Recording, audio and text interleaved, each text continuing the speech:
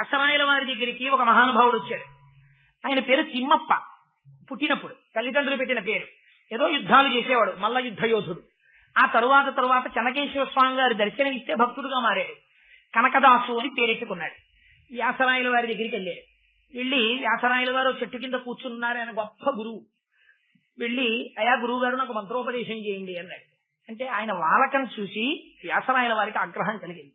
నీకు ఉపదేశం ఏమిటి అబ్బాయి, నీకు మంత్రోపదేశం చేయనా, నీకేమొచ్చు మంత్రోపదేశం చేయడానికి, అంగన్యాస కరన్యాసాలు ఏమొచ్చు నీకు ఉపదేశం చేయనని మనసులో అనుకుని నీలాంటి వాడికి మంత్రోపదేశం ఏమిటా, నీకు దున్నపోతున్నామా ఉపదేశం చేస్తానని చేసుకో దున్నపోతున్నామా. అంతే ఆయనకి విశ్వాసం. అమ్మ వ్యాసరాయల వారు నాకు ఉపదేశం చేశారా, దున్నపోతున్నామని చేసుకోమన్నారు నన్ను అనుకున్నాడు. గురువుగారు చాలా సంతోషం గురువుగారు, మరి నాకు సెలవా, నామం చేసుకుంటానైతే మంత్రం చేసుకుంటానన్నారు. మంత్రం అంటే మనమాత్ర త్రాయితీ ఇది మంత్ర. గురువు దగ్గర మంత్రం ముచ్చుకుంటే మంత్రం చేయాలి రోజును, అంతేగాని ఎగ్గొట్టేసి కూర్చోమని కాదు, మంత్రానికి రుణపడిపోతారు. అందుకని చెప్పి ఆ మంత్రం చెయ్యాలి. అందుకని గురువుగారు అయితే మంత్రం చేసుకుంటానన్నారు. వ్యాసరాయల వారు నవ్వి అన్నారైతే చేయరా అన్నారు. అంటే వెళ్ళిపోయారంతే. గురువుగారు నాకు ఉపదేశం చేశారు. ఎంత అదృష్టవంతుడు అనుకున్నాడు. చెట్టు కిందకి వెళ్ళాడు, కూర్చున్నాడు. దున్నపోతు అంటే దున్నపోతులు పెద్ద ఏముంది, అది పెద్ద కంటికి కనపడేదేగా, ఎప్పుడో ఎక్కడో అక్కడ చూసిందే. దాన్ని దృష్టిలో పెట్టుకుని అదే పనిగా దున్నపోతు ఓ చేసేస్తున్నాడు. ఇప్పుడు పెద్ద కలవరం బయలుదేరింది దేవతల్లో. దున్నపోతని వ్యగ్రతతో చేసేస్తున్నాడు తపస్సు మంత్రం. ఇప్పుడు సాక్షాత్కారం జరగాలి ఆయనకి. ఎందుకని, ఇది పరమేశ్వరుడి గొప్పతనం అంటే. ఆ మంత్రాన్ని దాని మంత్రమే అని గురువు దగ్గర పొంది ఆ విశ్వాసంతో చేసేస్తున్నాడు.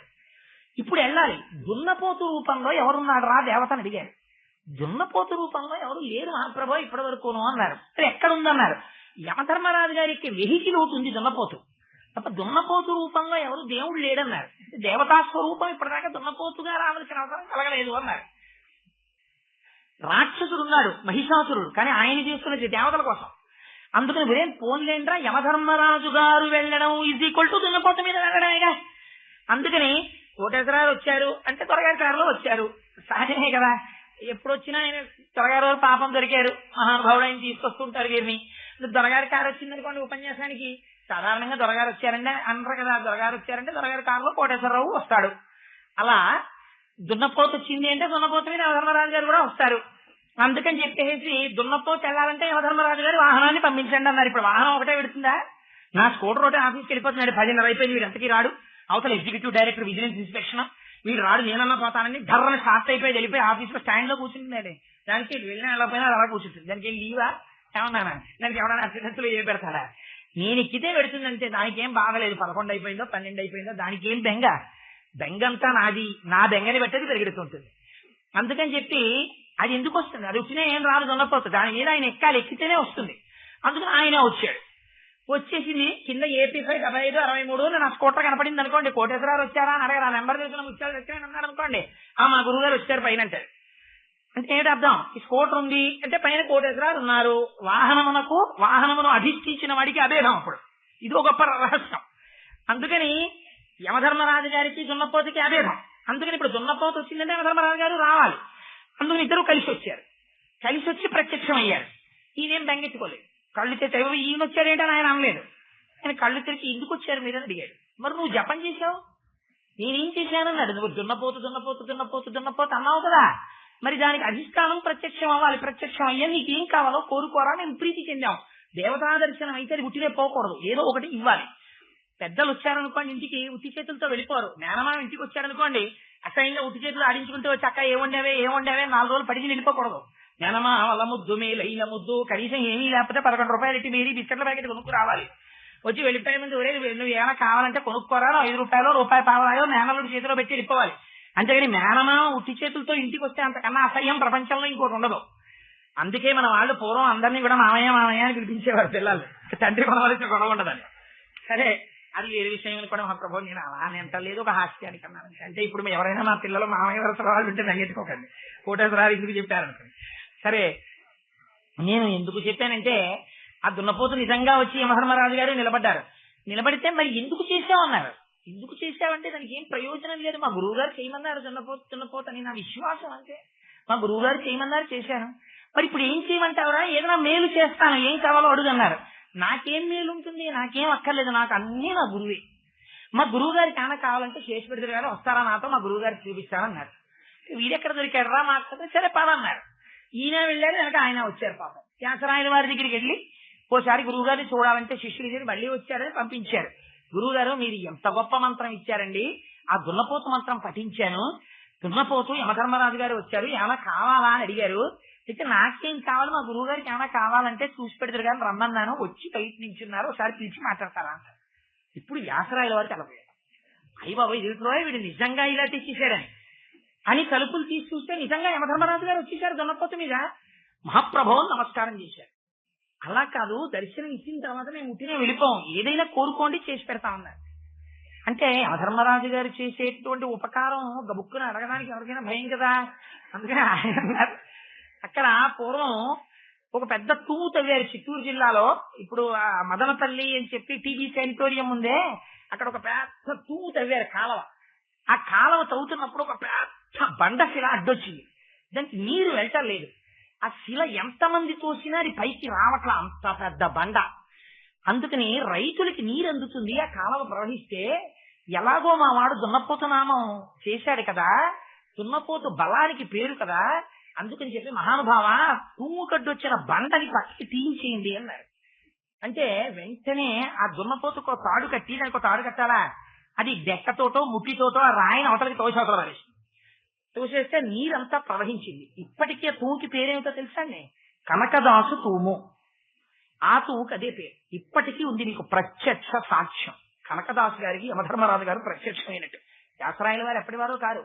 మీరు వెంకటాచలంలో స్వామి పుష్కరిణి దగ్గర నుంచి ఆదివరాహ స్వామి గుడికి వెడుతుంటే కుడి చేతి పక్కన ఒక చిన్న హనుమ గుడి ఉంటుంది, మీరు చూసే ఉంటారు. ఆ హనుమ గుడి వ్యాసరాయల వారు కట్టించారు.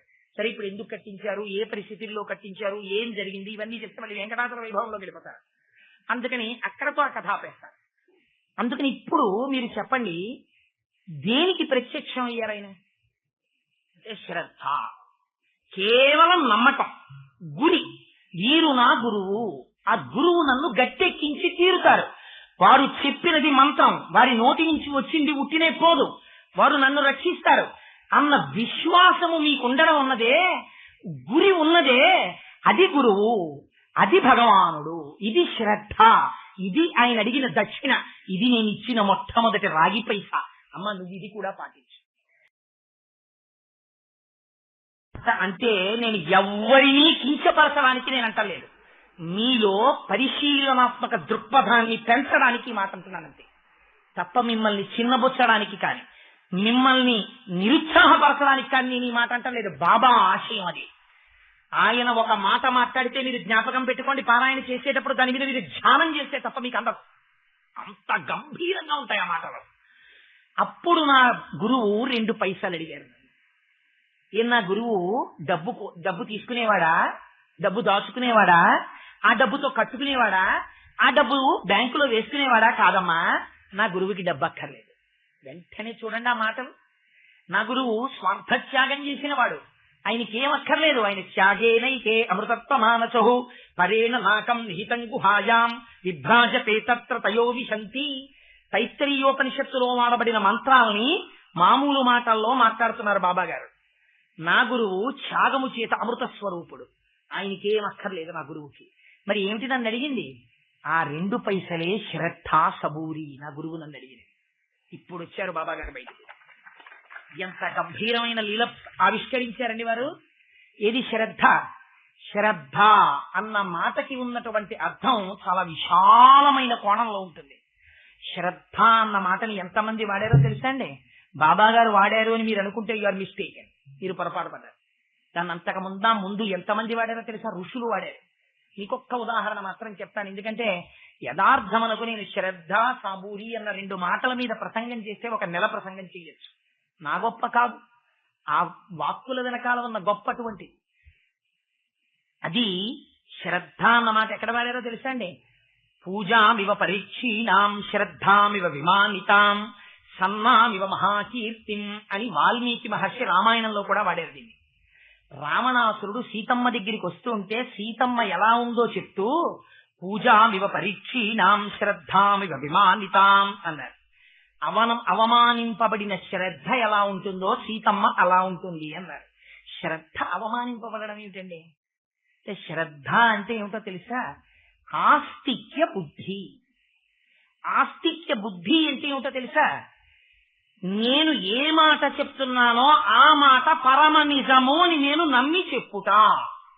ఆ మాట నిజము అవునో కాదో అని నాకు అనుమానం ఉందనుకోండి, అసలు నేను ఆ మాట చెప్పకుండా ఉండుతా.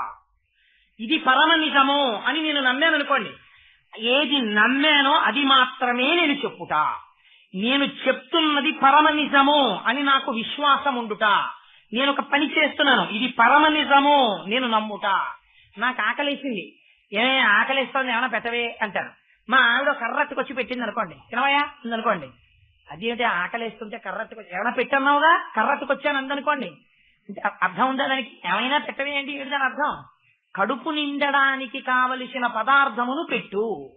ఇప్పుడు ఆకలిస్తోంది, మీరేం తింటారు? అన్నం తింటారు. ఏమిటి మీ నమ్మకం? అన్నం తింటే కడుపు నిండుతుంది, తర్వాత రుచి. ముందు మీ ప్రధానమైన నమ్మకం ఏంటి? అన్నం తింటే కడుపు నిండుతుంది, అందుకు నిండుతోంది ప్రధానంగా. లేదు, దాహం వేస్తోంది, కాసిన నీళ్ళు ఇవ్వే అన్నారు. నీళ్లు తాగితే మీ కడుపు నిండుతుంది మీకు నమ్మకం, అందుకని మీరు నీళ్లే తాగుతున్నారు. నిప్పులు తాగకూడదా? నీళ్లు తాగితే కడుపు నిండుతాయింది మీకు పరమ నమ్మకము.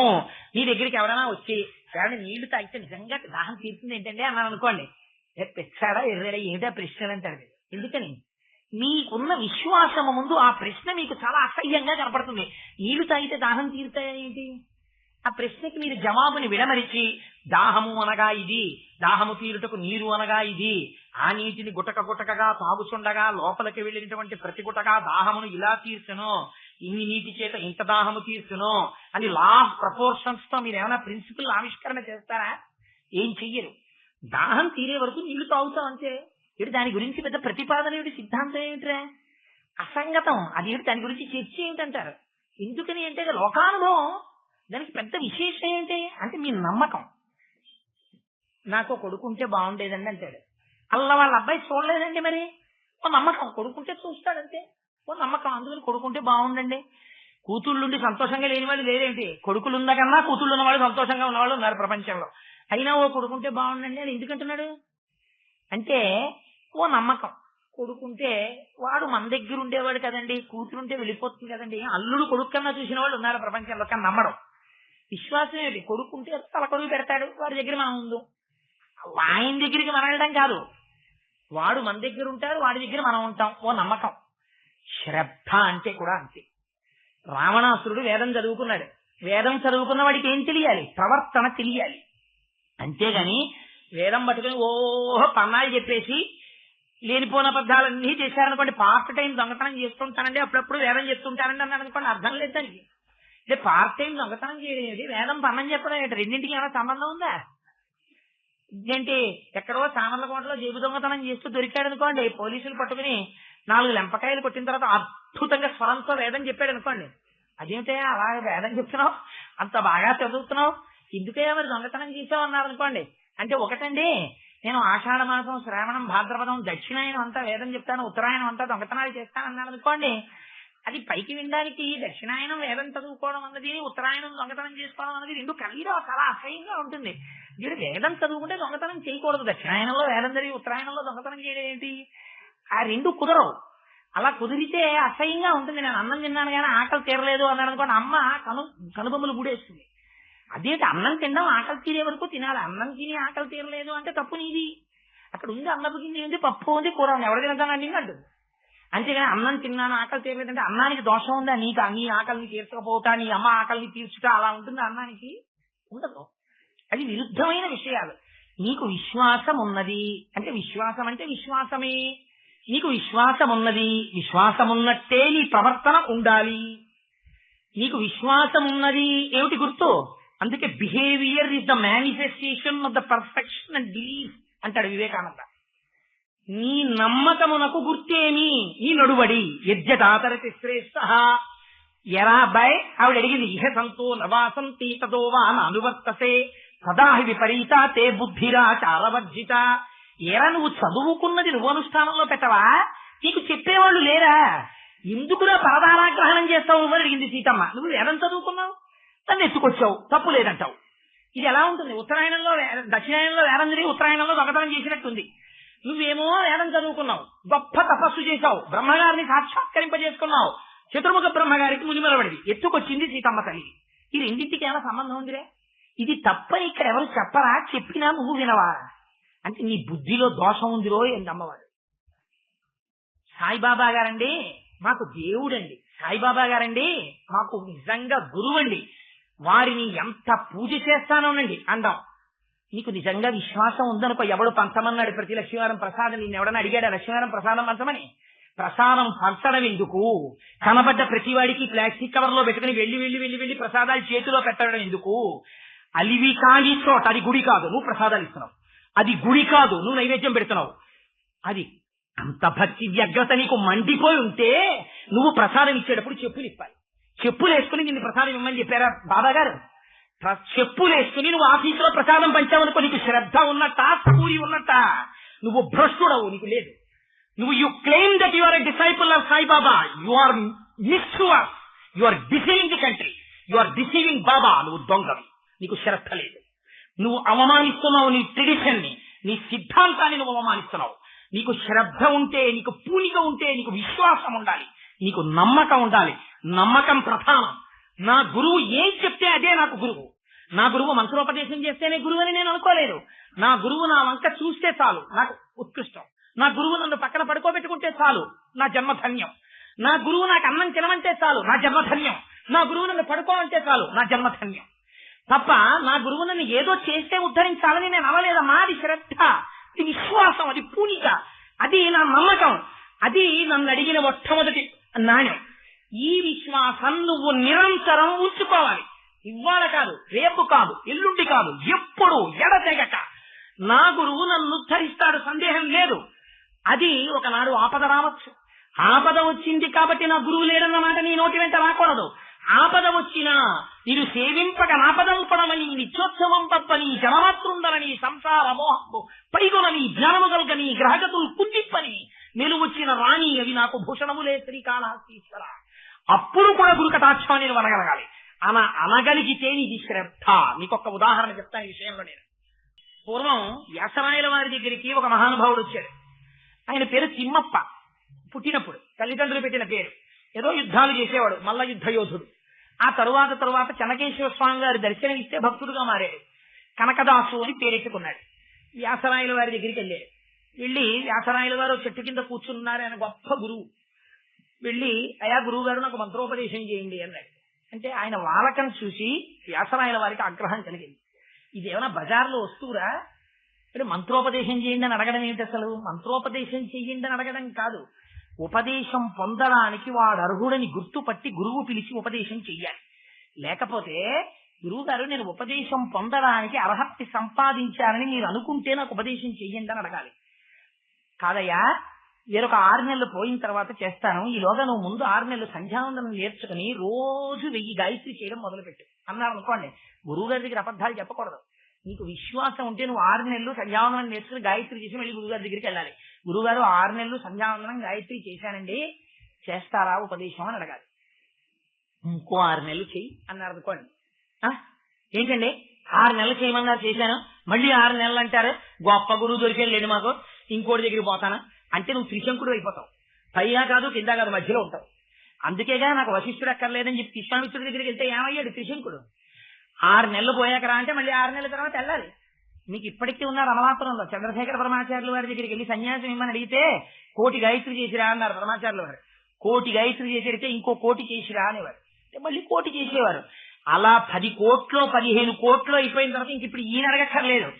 ఆయన ఇంకా చంద్రశేఖర పరమాచార్య స్వామి వారి దగ్గరికి వెళ్ళక ముందే అసలు ఆయన వచ్చి ఇంకా ఎక్కడో ఆశ్రమంలో తిరుగుతుంటే శిష్యుణ్ణి పిలిచి, చూడరా ఫలానా మెయిన్ గేటు పక్కన సంచి ఒకటి తగిలించుకుని విభూతి రేఖలు పెట్టుకుని అగ్నికార్యం చేసిన గుర్తుగా నల్లటి బొట్టు పెట్టుకుని సోమశేఖర శాస్త్రి అని చెప్పి భీమవరం నుంచి వచ్చి ఒక ఆయన తిరుగుతున్నాడు, ఇలా తీసుకురా అనేవారు.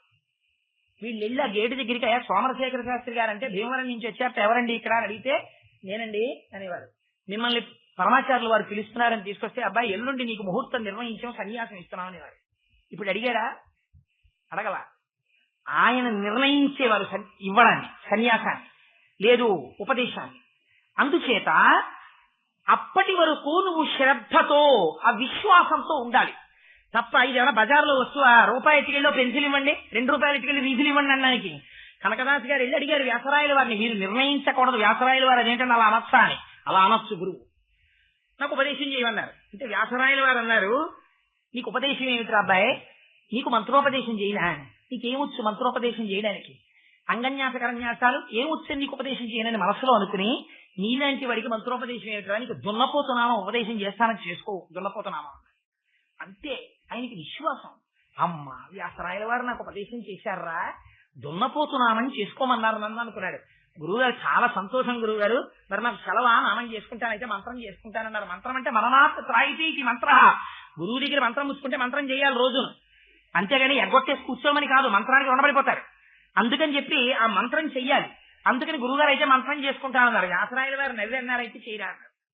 అంటే వెళ్ళిపోయారంటే గురువుగారు నాకు ఉపదేశం చేశారు, ఎంత అదృష్టవంతుడు అనుకున్నాడు. చెట్టు కిందకి వెళ్ళాడు, కూర్చున్నాడు. దున్నపోతు దున్నపోతు దున్నపోతు దున్నపోతు అంటే దున్నపోతుకి పెద్ద ఏముంది, అది పెద్ద కంటికి కనపడేదేగా, ఎప్పుడో ఎక్కడో అక్కడ చూసిందే. దాన్ని దృష్టిలో పెట్టుకుని అదే పనిగా దున్నపోతు దున్నపోతు దున్నపోతు దున్నపోతుని ఓ చేసేస్తున్నాడు. ఇప్పుడు పెద్ద కలవరం బయలుదేరింది దేవతల్లో. దున్నపోతు దున్నపోతు దున్నపోతని వ్యగ్రతతో చేసేస్తున్నాడు తపస్సు మంత్రం. ఇప్పుడు సాక్షాత్కారం జరగాలి ఆయనకి. ఎందుకని, ఇది పరమేశ్వరుడి గొప్పతనం అంటే. ఆ మంత్రాన్ని దాని మంత్రమే అని గురువు దగ్గర పొంది ఆ విశ్వాసంతో చేసేస్తున్నాడు. ఇప్పుడు వెళ్ళాలి. దున్నపోతు రూపంలో ఎవరున్నాడు రా దేవతని అడిగారు. దున్నపోతు రూపంలో ఎవరు లేరు మహాప్రభు ఇప్పటి వరకును అన్నారు.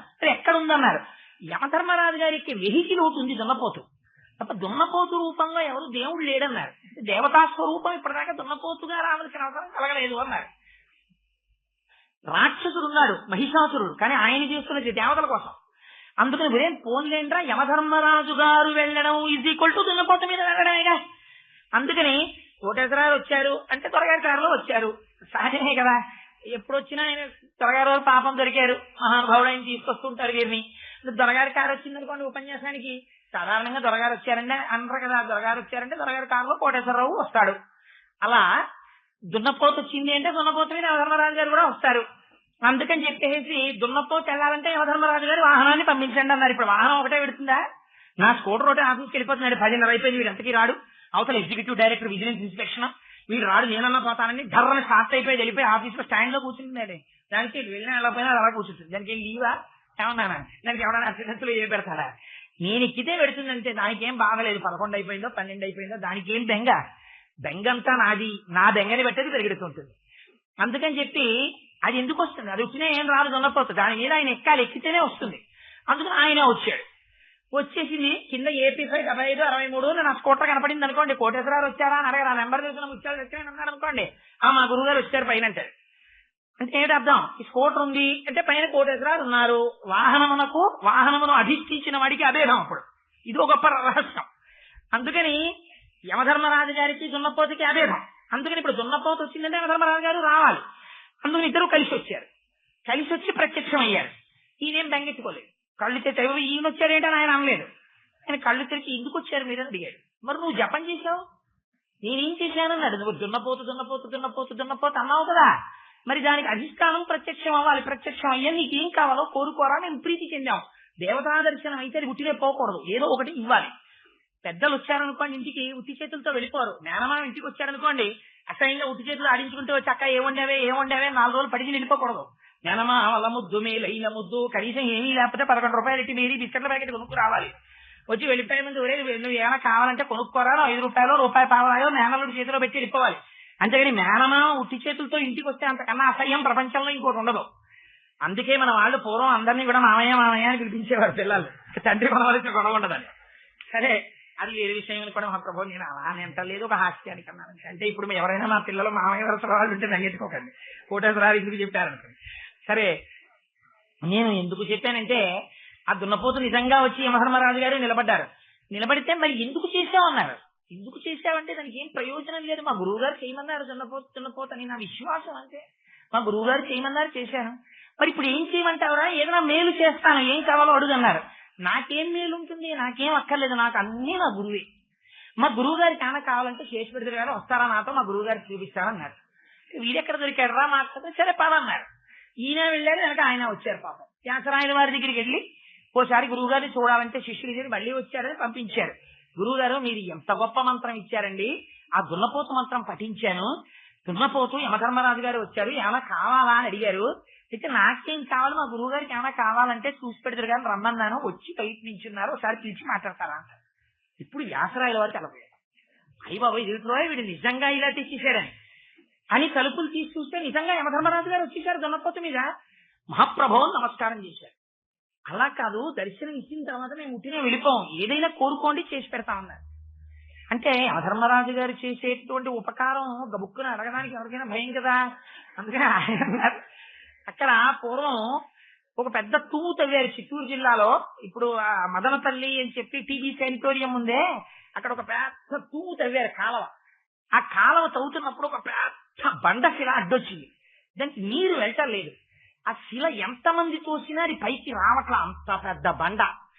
అందుకని రైతులకి నీరు అందుతుంది, ఆ కాలవ ప్రవహిస్తే ఎలాగో మా వాడు దున్నపోతు నామం చేశాడు కదా, దున్నపోతు బలానికి పేరు కదా, అందుకని చెప్పి మహానుభావ తూము కడ్డొచ్చిన బండని పక్కకి తీయించేయండి అన్నారు. అంటే వెంటనే ఆ దున్నపోతుకు తాడు కట్టి, దానికి తాడు కట్టాలా, అది డెక్కతోటో ముట్టితోటో ఆ రాయిని అవతలకి తోసేవతల వారేసి తోసేస్తే నీరంతా ప్రవహించింది. ఇప్పటికే తూముకి పేరేమిటో తెలుసా అండి, కనకదాసు తూము. ఆ తూముకి అదే పేరు ఇప్పటికీ ఉంది. నీకు ప్రత్యక్ష సాక్ష్యం. కనకదాసు గారికి యమధర్మరాజు గారు ప్రత్యక్షమైనట్టు. వ్యాసరాయల వారు ఎప్పటి వారో కారు. మీరు వెంకటాచలంలో స్వామి పుష్కరిణి దగ్గర నుంచి ఆదివరాహస్వామి గుడికి వెడుతుంటే కుడి చేతి పక్కన ఒక చిన్న హనుమ గుడి ఉంటుంది, మీరు చూసే ఉంటారు. ఆ హనుమ గుడి వ్యాసరాయల వారు కట్టించారు. సరే, ఇప్పుడు ఎందుకు కట్టించారు, ఏ పరిస్థితుల్లో కట్టించారు, ఏం జరిగింది, ఇవన్నీ చెప్తే మళ్ళీ వెంకటాచల వైభవంలోకి వెళ్ళిపోతారు. అందుకని అక్కడతో ఆ కథ ఆపేస్తారు. అందుకని ఇప్పుడు మీరు చెప్పండి, దేనికి ప్రత్యక్షం అయ్యారైనా అంటే శ్రద్ధ, కేవలం నమ్మకం. గురి, వీరు నా గురువు, ఆ గురువు నన్ను గట్టెక్కించి తీరుతారు, వారు చెప్పినది మంత్రం, వారి నోటి నుంచి వచ్చింది ఉట్టినే పోదు, వారు నన్ను రక్షిస్తారు అన్న విశ్వాసము మీకుండడం ఉన్నదే, గురి ఉన్నదే, అది గురువు, అది భగవానుడు, ఇది శ్రద్ధ, ఇది ఆయన అడిగిన దక్షిణ, ఇది నేను ఇచ్చిన మొట్టమొదటి రాగి పైసా. అమ్మ నువ్వు ఇది కూడా పాటించు. ఇదే నేను కూడా అడుగుతున్నది, శ్రద్ధని పాటించడం నేర్చుకో. ఆనాడు రాధాబాయి దేశముఖుని అడ్డుపెట్టి సర్వ జగత్తుకి బాబా గారు చెప్పింది ఇదే. నీ విశ్వాసము నీకు రక్ష, సంశయాత్మ వినశ్యతి. కలడు కలండనెడు వాడు కలడో లేడో అన్నారనుకోండి, వాడు రాడు. ఉన్నాడు లాభొక్కింతయు లేదు, ధైర్యము విలోలంబయ్యే, ప్రాణంబులా ఠావులు తప్పెను, మూర్ఛ వచ్చే తను ఉండసెన్, శ్రమం బయ్యడిన్ నీవే తప్ప ఇతప్పరం బెరుగ, మన్నింపందగుందీనునిన్ రావే ఈశ్వర కావవే వరద, సంరక్షింపు భద్రాత్మక అన్నారనుకోండి, వాడు పరిగెత్తుకొచ్చాడు. అందుకని విశ్వాసము, వాడు ఉన్నాడు అని పూనిక, నా గురువు సర్వ సమర్థుడు అన్న నమ్మకం నీకుంటే నువ్వు ఉద్ధరింపబడతావు. ఈ నమ్మకం నీకు లేదనుకో, ఏదో పుచ్చుకున్నాం కానండి మంత్రం ఏంటో. ఆ గురువు గురించి వాడు మొదట ఏం చెప్తాడో తెలుసా, మా గురువులండి ఆయన, నీకు బాబా గారు తన గురువు గురించి మాట్లాడినట్టు నువ్వు నీ గురువు గురించి మాట్లాడగలవా? తన గురువు గురించి బాబా ఇలా మాట్లాడిన తర్వాత నా గురువు నా తల గొరిగించారని చెప్పారు. చెప్పిన తర్వాత బాబా గురువు గురించి బాబా దగ్గర తక్కువ చేసి మీరు మాట్లాడగలరా? మీకొకరు ఉపదేశం చేస్తే, మీకొకరు దారి చూపిస్తే, మీకొకరు ఆధ్యాత్మిక ఉన్నతిని కల్పిస్తే, అటువంటి వారిని తక్కువ చేసి వేరొకరు మాట్లాడితే మీరు సహించలేకపోతే దెబ్బలాడమని శాస్త్రం చెప్పలేదు, ఆ ప్రాంతం నుంచి లేచి వెళ్ళిపోమని చెప్పి. ఇక మరొకసారి నువ్వు ఆ నిందావాక్యమును వినకు అని చెప్పింది. నీ గురువుని నువ్వు ఇలా గౌరవించగలవా? నీ గురువు పట్ల నువ్వు ఇలాంటి గురి ప్రదర్శించగలవా? నీకు ఇటువంటి విశ్వాసం ఉందా? విశ్వాసము నీకుంటే నువ్వు రక్షింపబడతావు. నీకొక ఉదాహరణ చెప్తాను. ఇదే లీలకి అనుసంధానం చేసుకోవాలి పారాయణం చేసేటప్పుడు. శ్యామ అని ఒక భక్తుడు ఉండేవాడు. ఆయన ఎప్పుడూ బాబా గారి వెంట తిరుగుతుండేవాడు. ఇందాక చెప్పానే, ఆవిడ వచ్చినప్పుడు మాట్లాడిన మొట్టమొదటి వ్యక్తి ఆ శ్యామ. ఒకానొక నాడు ఎక్కడో తిరుగుతున్నారు వారు, ఏదో పని మీద తిరుగుతుండగా వారు ఒక పాము కరిచింది. అది ఒక చిటికి వేలు మీద కురిచింది. కుడి చేయ ఎడం చేయ అప్రస్తుతం, అది ఏ వేలైనా ఒకటే పాము కరిచినప్పుడు. ఆ పాము కరిచినప్పుడు ఆ పాము యొక్క విషం ఎక్కేస్తోంది ఒంట్లో. పాము కరిస్తే ఏమవుతుంది? ఫోన్లు ఎదురు ఏమవుతుంది దాని గురించి వర్రీ ఏమిటి, ఓ 10-15 రోజులు పోయిన తర్వాత దాని విషయం గురించి ఆలోచన చేద్దాం అనడానికి కుదురుతుందా? కుదరదు. పాము కరిస్తే మృత్యువు వైపు వెళ్ళిపోతాడు. అందుకని ఎవరికైనా భయమే. అందుకని పాము కరిచింది. కరిస్తే అప్పట్లో ఉన్నది ఏమిటంటే, షిరిడీ గ్రామంలో విఠోబా అని ఒక దేవాలయం ఉండేది. విఠోబా అంటే శ్రీ మహావిష్ణువు. అప్పట్లో ఏమిటంటే, ఎవరినైనా పాము కరిస్తే విఠోబా దేవాలయంలోకి తీసుకెళ్లి పడుకోబెట్టేవారు. బహుశా ఎవరైనా మంత్రం వేసేవారు కాదో మనకి తెలియదు. ఆ విషయాన్ని అక్కడ ప్రస్తావన చేయబడలేదు. కానీ విఠోబా దేవాలయంలో పడుకోబెట్టేవారు. అదొక విశ్వాసం. బహుశా అలా విశ్వాసం ఏర్పడింది అంటే మీరు ఒకటి గుర్తు పెట్టుకోండి, పూర్వం ఎవరికో అలా పడుకోబెడితే అక్కడ తగ్గి ఉండాలి, లేకపోతే ఒక సంప్రదాయం రాదు, ఒక విశ్వాసం ఏర్పడదు. మీరు తక్కువ చేసి మాట్లాడకూడదు. ఈ గుడికి వెడితే ట్రాన్స్ఫర్ అవుతుందండి అని ఒక గుడికి పేరు. ఎందుకు వస్తుంది? అనవసరంగా రాదు. చాలా మందికి అలా అయిందనమాట. అందుకని ఫలానా గుడికి వెడితే ట్రాన్స్ఫర్లు అవుతాయండి, ఆ దేవుడికి ట్రాన్స్ఫర్ల దేవుడిది పేరు. అంటే ఎక్కడో ఎవరికో చాలా మందికి జరిగింది, అందుకని అది అలా ప్రచారంలోకి వచ్చింది. ఫలానా గుడికి వెడితే పిల్లలు పుడతారండి, ఓ నమ్మకం.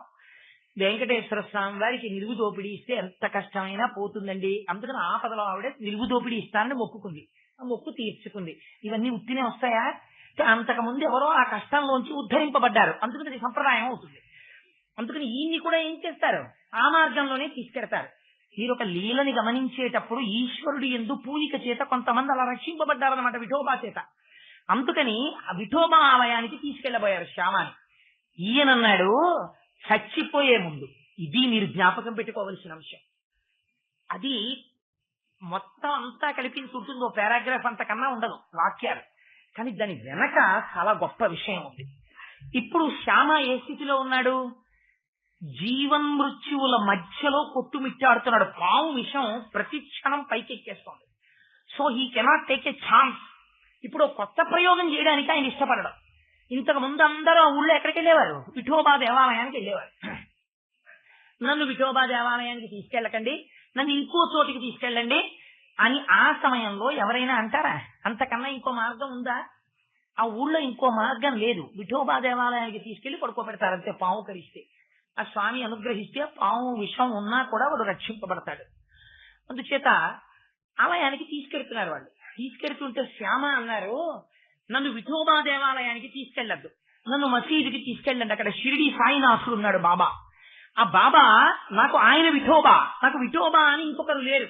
నాకు బాబాయే విఠోబా, బాబాయే శివుడు, బాబాయే సర్వం, సమస్త దేవతలు బాబా, బాబాయే నాకు దేవుడు, బాబాయే నాకు గురువు, బాబాయే నాకు అన్ని, అందుకు నన్ను అక్కడికి తీసుకెళ్ళండి అన్నది. అంటే ఇప్పుడు మీరు చాలా జాగ్రత్తగా గమనించాలి, దీన్ని సర్వస్వ శరణాగతి అంటారు. ఇంకా ఆ క్షణంలో వేరొక మార్గం ఏం లేదు. ఇది పూనిక, ఇది విశ్వాసం. ఇంతకు ముందు విశ్వాసం ఒకటి, విఠోబా దేవాలయానికి వెళితే రక్షింపబడతారు, అది తప్పు కాదు, లేకపోతే రాదు విశ్వాసం. వేరొకరు వెళ్లకుండా ఉండాలి అని మీరు అనకూడదు, వెళ్ళొచ్చు ఇంకొకరు. కానీ ఇప్పుడు వారికి విశ్వాసం బాబా విఠోబా, బాబాకి విఠోబాకి భేదం లేదు. నన్ను బాబా దగ్గరికి తీసుకెళ్ళండి, బాబా నన్ను రక్షిస్తారు.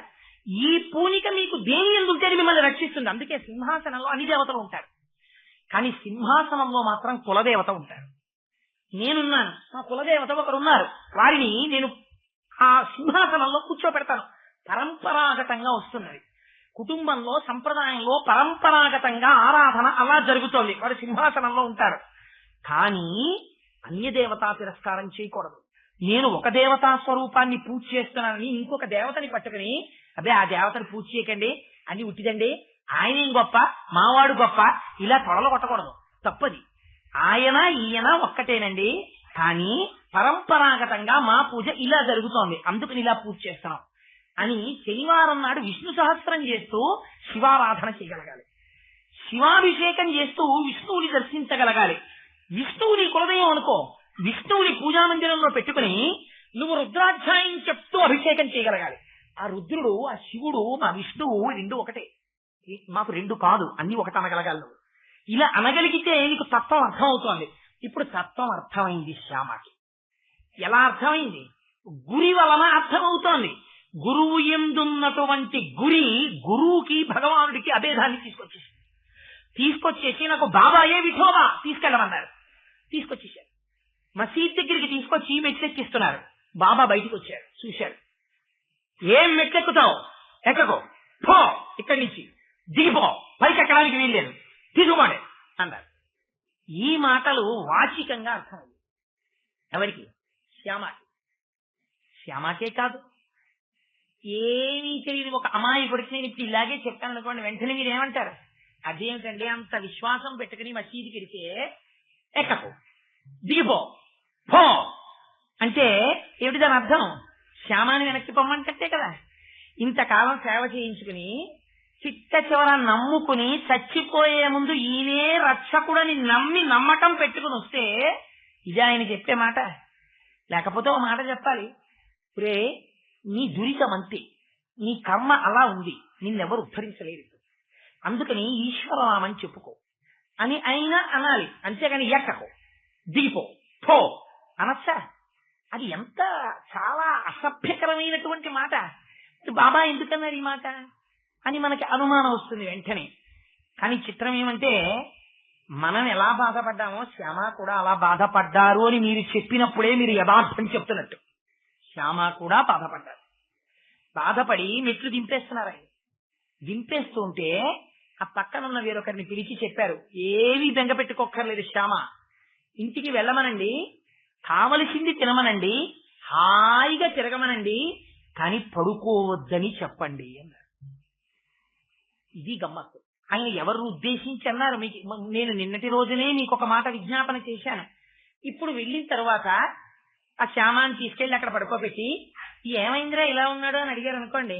అడిగితే బాబా ఇతనికి పాము కరిచేసిందంటే ఎక్కడ కరిచిందిరా అన్నారు అనుకోండి. ఈ చిటికి కరిచిందండి అని వాడు కుడి చేయి చూపించాడు అనుకోండి. ఏదైనా ఏం లేదంటే అయ్యో మర్చిపోయానండి ఎడం చేయండి అంటే ఎడం చేయి చూసి ఎంతసేపు అయింది కరిచి అంటే 1 గంట అయిందండి. ఎక్కడ కరిచిందిరా అంటే 2 కిలోమీటర్ల అవతల ఎక్కడో ఈత పళ్ళు కోసుకుంటున్నాడండి అక్కడ కరిచిందండి అంటే అక్కడ ఏ పాము తిరుగుతుంటుందిరా, అది ఎలా ఉంది, తెల్లగా ఉందా, నల్లగా ఉందా, పొడలు ఉన్నాయా, బుస కొట్టిందా, కింద నుంచి కరిచిందా, పైనుంచి కరిచిందా, పుట్టలోంచి వచ్చిందా, దూకిందా అని అడిగారు అనుకోండి. ఇన్ని ప్రశ్నలు వేస్తే ఏంటి? అది వైద్య విధానం అవుతుంది. ఇన్ని ప్రశ్నలు వేసి మీకు జ్వరం వస్తోందా, అన్నం సహిస్తోందా, తింటే నిలబడుతుందా, కడుపులో తిప్పుతుందా, అమ్మ దగ్గు వస్తుందా, పొడలుగా వస్తుందా, శ్లాషం వస్తుందా, కఫం ఉంటుందా, ఇన్ని ప్రశ్నలు ఇస్తే ఆయన డాక్టర్ గారు శరీర నిర్మాణాన్ని పరిశీలన చేసి ఇస్తారు. వచ్చిన వాడు ఎందుకు వచ్చాడో ఆయనకి తెలుసు, వచ్చిన వాడికి ఏ ఆపద వచ్చిందో ఆయనకి తెలుసు, ఇప్పుడు ఆ ఆపదకి తొందరగా ఏం చెయ్యాలో ఆయనకి తెలుసు. ఒక రాజుగారు అంతఃపురంలో కూర్చున్నాడు, మంచి నాట్యం జరుగుతోంది, చూసుకోలేదు. రాజాంతఃపురంలో నాట్యం జరుగుతోందని అందరూ దూరంగా ఉన్నారు. అంతఃపురం కాలిపోతోంది, అగ్నిహోత్రం ముట్టేసింది. రాజుగారు బాగా మధువు సేవించి ఉన్నాడు, తడబడిపోతున్నాడు. తడబడిపోతూ హాయిగా విలాసంగా కూర్చుని చూస్తున్నాడు. ఆ నాట్యం చేస్తున్నవాడు పారిపోయాడు, అగ్నిహోత్రం అంటుకుందని. ఇప్పుడు రాజు పారిపోలేడు, ఎందుకనంటే బాగా తాగి ఉన్నాడు, అడుగులు తడబడిపోతున్నాయి. ఇప్పుడు కూడా వెళ్ళి మీరు రాజాధిరాజ రాజమార్తాండ సాహితీ సవరాంగణ సార్వభౌమ లలిత కళాప్రియ మహాపురుష అగ్నిహోత్రం అంటుకుని ఉన్నది, తమరు వేంచేయండి, మహాప్రభో జయీభవ విజయీభవ దిగ్విజయీభవ అని తమరి అడుగులు తలబడుతున్నవి. అలా తలబడరాదు, మేము మిమ్మల్ని ముట్టుకొనరాదు, ప్రభు ఇలా అడుగు అనేది ఏమైనా నాట్యశాస్త్రమా? మీ ప్రభువుని మీరు దక్కించుకోవాలంటే గభాలను వెళ్ళి సంకల కింద చెయ్యేసి ఎత్తుకొచ్చేస్తారంతే. ఇలా లాగి బుద్ధున్నవాడైతే చేతిలో పెడతాడు, ఓ హారం, ఒరే బల్లేలాక్కొచ్చి శివరాలకి తాగున్నాను కాలిపోతుంటాడు. ఇప్పుడు అవతల వాడికి ఉపద్రవం వచ్చేసింది, పాము విషం తలకెక్కేస్తోంది, హృదయస్థానం దాకా వచ్చేసింది అనుకోండి, మరణిస్తాడు. బాబా రక్షిస్తారని నమ్మకం పెట్టుకుని వచ్చాడు, పూనిక శ్రద్ధ అంత స్థాయిలో ఉంది. ఇప్పుడు కావలసింది రాత మర్యాదలు కాదు, ఎంత విశ్వాసం శ్యామ. అందరూ విఠోబా దేవాలయానికి ఎడుతుంటే నువ్వు నా దగ్గరికి వచ్చావా, నువ్వు రా శిష్యుడు అంటే, చూడరా నేను ఎలా చేస్తానో అని ఇన్ని మాటలు మాట్లాడతారా? పో, దిగిపో, ఎక్కకో. ఎవరిని? పాము విషాన్ని. ఇప్పుడు అది మంత్రమే. ఎందుకని? సర్వావస్థ వివర్జిత. మళ్ళీ చెప్తున్నాను, ఇప్పుడు ఆయన ఆత్మతో తాదాత్మ్యత చెంది ఉన్నవాడు, పరబ్రహ్మస్వరూపుడై ఉన్నాడు. వారి నోటి వెంట ఏది వస్తుందో అది శాస్త్రమై కూర్చుంటుంది. అందుచేత దిగిపో, కిందకి దిగిపో, పో, ఆ విషం విడిచిపెట్టి వెళ్ళిపోవాలి, దిగు కిందకి. శాసనం చేశారు, కిందకి దిగుతోంది. కానీ ఒక రహస్యం ఉంది, శరీరమే. ఆయన నిద్ర గాని పోయాడు అనుకోండి, నిద్రపోతే నిద్రలో మళ్ళీ ఇదే కళ కానీ ఏదైనా వచ్చిందనుకోండి, ఉద్వేగం వస్తుంది. ఉద్వేగం వస్తే ఉద్వేగము చేత రక్త ప్రసరణం వేగాన్ని అందుకుంటుంది. వేగాన్ని అందుకున్నప్పుడు మనస్సు గురువాక్యమునందు రమించే అవకాశం ఉండదు. నిద్రలో ఉన్నాడు, అజ్ఞాన స్థితిలో ఉన్నాడు, ఆయన ఏం తురియావస్థకి అలవాటు పడిన వాడు కాదు. శ్యామ పూనిక ఒక్కటి ఉన్న శిష్యుడంతే. అందుకని ఈ స్థాయిలో తను నిద్రపోవడానికి వీల్లేదు. విశ్వాసం ఏదుందో అవిశ్వాసంతోనే నిలబడాలి. అందుకని నిద్రపోవద్దని చెప్పండి. నిద్రపోతే ఏమరపాట వస్తుంది. బుద్ధి వైక్లభ్యాన్ని పొందుతుంది. ఇంద్రియాలు, మనస్సు, ఆత్మనందు రమించిపోతాయి. అజ్ఞానంతో ఉండిపోతాడు. సుషుప్తిని అర్థం చేసుకోలేడు. బాబా గారిలా సాక్షిగా ఉండలేడు. అందుకని నిద్రపోవడానికి వీల్లేదు. నిద్రపోకుండా కావలసింది తిరగమనండి. తిన్నా తిరిగినా ఏ బాధ లేదు. నిద్ర మాత్రం పోకూడదు. ఈ మాటలు విన్నాడు. ఉపశాంతి పొందాడు. ఇంటికి వెళ్ళాడు. సంతోషంగా కూర్చున్నాడు. తిరిగాడు. తగ్గిపోయింది విషయం. ఇప్పుడు అర్థమైంది బాబా ఎవరిని ఉద్దేశించింది అన్నారు. దిగిపో, ఎక్కకు, పో అన్న మాట ఎవరిని ఉద్దేశించి అన్నారు? శ్యామాను ఉద్దేశించి అన్నారా? శ్యామా శరీరంలో ఎక్కుతున్న పాము విషయాన్ని ఉద్దేశించి అన్నారా? వైద్యుడిగా అన్నారా? ఆత్మస్థాయిలో ఉన్న వ్యక్తిగా అన్నారా? మంత్రం చెప్పారా? ఆత్మస్థితిగతుడైనటువంటి పరబ్రహ్మ స్వరూపంతో తాదాత్మత పొందిన గురువు నోటి వెంట వచ్చిన శాసనమునకు ప్రకృతి వశమవుతున్నటువంటి స్థితిని ఆవిష్కరించారా? ఇంత గొప్ప స్థితిని ఆయన ఎందుకు ప్రకటించాలి? శిష్యుడికి తన పట్ల ఉన్న గురి. శ్యామా శిష్యుడే. ఎందుకని? ఆయనకి బాబా పట్ల ఉన్న గురి చేత గురువు అయిపోయారు. బాబా శ్యామా శిష్యుడైపోయాడు. ఇప్పుడు గురువుగా రక్షించేశారంతే. ఇది ఒక గురువు శిష్యుణ్ణి రక్షించడానికి ఉండేటటువంటి ప్రాతిపదిక. తన యందు శిష్యుడికి ఉన్న విశ్వాసము రక్షింపచేసింది. ఇది శ్రద్ధ. నా గురువు నన్ను అడిగిన మొదటి నాణ్యము. ఇది నేను ఒక లీలతో అనుసంధానం చేశాను. కానీ యథార్థమునకు ఆ విశ్వాసం అంటే ఏమిటో, విశ్వాసంలో వైక్లభ్యాలు ఎలా వస్తాయో, శ్రద్ధ సాబూరితో ఎలా కలవాలో, ఈ పక్కనే సాబూరి అని ఒక మాట వాడారు. ఈ శ్రద్ధ ఎక్కడ దెబ్బతింటుందో, దెబ్బతిన్నప్పుడు శిష్యుడు ఎలా సర్దుకోవాలో, సర్దుకోకపోతే వచ్చేటటువంటి ప్రమాదం ఏమిటో సాయిబాబా గారి యొక్క జీవితంలోనే జరిగింది. అది కూడా ఒకసారి. దాన్ని రేపటి రోజున అనుసంధానం చేసి శ్రద్ధా సాబూరిని పూర్తి చేస్తాను. నా ప్రారంభం ఏమిటంటే 2 గంటలు మాట్లాడినా నేను ఇల్లు పూర్తి చేయలేకపోయాను. ఇవాళ ఆ ఉపదేశం శ్రద్ధా సాబూరి పూర్తి చేద్దాం అనుకున్నాను. కానీ అసలు ఇంకా నేను శ్రద్ధ మొదలు పెట్టానంతే. అయితే నేను అనుకుంటున్నాను 7 రోజుల్లో నేను ఇంత చెప్తేనే చెప్పినట్ట. ఏకైక అక్షరం ప్రోక్తం మహాపాతక నాశనం. ఒక్క లీల నాకు సక్రమంగా ప్రచోదనమై బాబా నా చేత పలికిస్తే నా జన్మధన్యం అయిపోయినట్టే. ఎందుకు ఇంత క్వాంటం పూర్తి చేశాను అనుకోవాలి నేను. అందుకని నా చేత సాయినాథుడు ఇంత పూర్తి చేయించాలి అని వారేమనుకున్నారో అది పూర్తవుతుంది. నేను ఇది చెయ్యాలి అనుకుంటే నేను స్వతంత్రుడని అవుతాను, నా తల పెంచుకున్న వాడిని అవుతాను. అందుకని నా తల వారి చేత గొరిగింపబడాలి. చేత వారేది చేయించాలో అది వారు చేయిస్తారు. నేను వారి చేతి పనిముట్టుగా ఇక్కడ ఉండాలి. అంతేగాని మైకు నేను చెప్పిన దానికన్నా ఎక్కువ చెప్పాలని మైక్ అనుకోదుగా. నేనేం చెప్తే చెప్తుంది.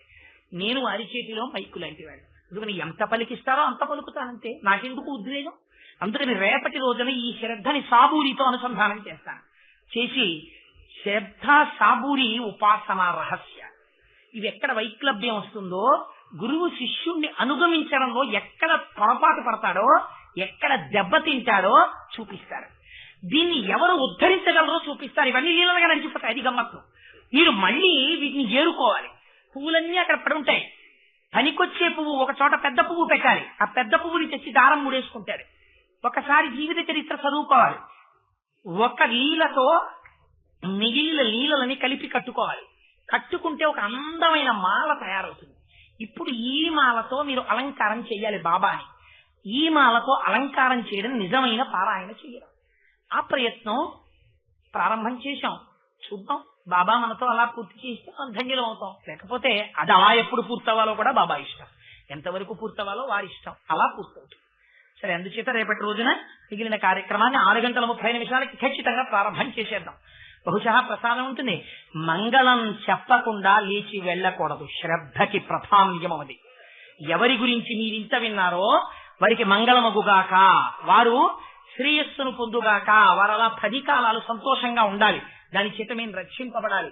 అందుకే మంగళంతో మొదలుపెట్టి మంగళాన్ని మధ్యలో పెట్టి మంగళంతో పూర్తి చేస్తారు. మంగళం చేసే ముందు మనం ఒక్కసారి ఆ నామమే మనకి రక్ష కాబట్టి ఆ పిల్లలందరూ భక్తులు చక్కగా సాయినామం చెప్తారు. ఎంతోసేపు కాదు, ఒక్క 5 నిమిషాలు. మీ అందరూ కూడా నామం అనండి. తదనంతరం మంగళం చెప్తాను. మంగళం అయిపోయిన తర్వాత మీ అందరూ ప్రసాదం తీసుకుని బయలుదేరతాం. బాబు ఆ నామం చెప్పండి.